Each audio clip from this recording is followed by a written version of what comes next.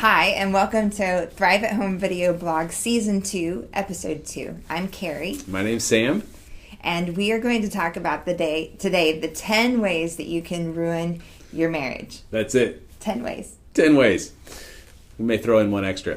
I think the deal is that sometimes we just need to identify that, hey, there are some things out there that if you're doing these things, they really harm relationships. And so we want to eliminate those from our lives and probably flip them, and then they'll turn into positive. So here we go. Number one. The number one thing, or the thing that you can do to destroy your relationship, is to overanalyze and be overly critical of your partner. When you start taking your relationship and you're inspecting every little thing with a fine-tooth comb, and you're just grinding over why they did this or that and whatever, it's usually not good. Right. And I see criticism kind of like a cancer. It's something that gets in and attacks at the very, very basic layer of a relationship that can cause some serious issues. Serious issues. No fun. Yeah. A second way to ruin your marriage is comparing your partner to others. Yeah.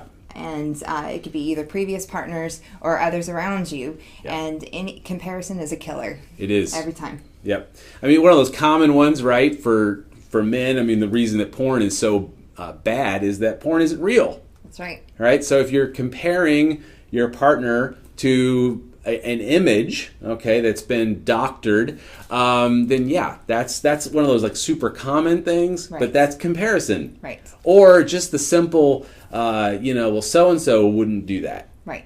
Or I've never seen, oh my God, that is the knife to the heart. And it's not motivating.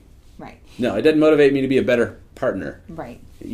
Right. And even comparing your marriages to other marriages that you see, like, oh, our friends do it this way, or so-and-so does it this way, and then it just deflates. Yes. It deflates your partner. Yes, and a little caution, because sometimes Facebook, right? Facebook is that. Facebook is, my life is perfect. I'm always funny, and, we go on these massive vacations, and we drive these brand new cars and whatever. The truth is that everybody's life goes through moments of really, really tough stuff. And so to be real and to understand that other people around you is, that's important. So don't compare. Right. Don't compare. Focus on yourself.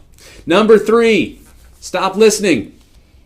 Just, what you have to say, I don't care. Just kind of shut down. Right. And listening is probably, to communicate, you have to use your words. But listening is also at least 50% of communication, if we were going to break it down. Because you can't really be engaged in the relationship if you are not hearing what the other person's saying. Right. So when you shut down the listening, in effect, you shut down your partner. Yeah, and you're not connecting anymore. Right. And I do think this is funny. We watched an episode of Duck Dynasty the other day, and Phil Robertson, says, yeah, you just kind of got to learn that. And I would just say that, yes, that's funny, and I think we all do that at times. But the key is that you don't ever want to get that. That's the only style of listening that you're doing, is you're just making noises, and you're really not recording the information that's coming at you. And it's true. There are times when we're sharing stuff and we just want to just talk, and we're not necessarily needing the other person to be active. But that cannot become the only type of communication. Right. Yeah. All right. Number 4 is never say, I'm sorry. We're human. As far as I've checked, we're all human. And we all make mistakes. And when you are not able to admit or to say you're sorry for a word that happened or a decision that got made or whatever it is, it really can damage. Yeah. And become an issue in your marriage. And we see that a lot. A lot of couples come in and one person will say to the other, he can't say I'm sorry, or she can't say I'm sorry. And basically what you're saying is you don't make mistakes. And typically, I don't want to overanalyze, but the truth is that it's usually a symptom of something else going on. Like you're not being healthy, and if you're not healthy, you're not going to be a good partner. Right. I mean, that's the dilemma. You can't have a great marriage. So that's, I think, I would do 4.5 is you got to take care of yourself, right? And you got to understand your own junk. And one is you got to be able to look at yourself and say, I got to take responsibility.